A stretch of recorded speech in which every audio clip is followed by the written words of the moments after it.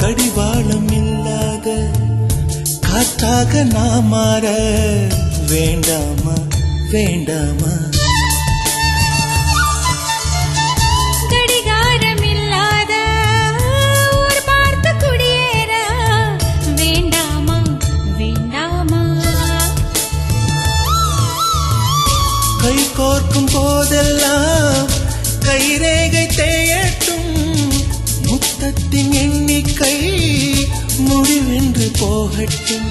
பகலெல்லாம் இரவாகி போனால் என்ன, இரவெல்லாம் விடியாமல் நீண்டால் என்ன?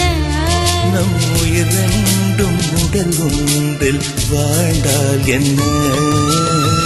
தவமின்றி கிடைத்த வரமே இனி வாழ்வில் எல்லாம் சுக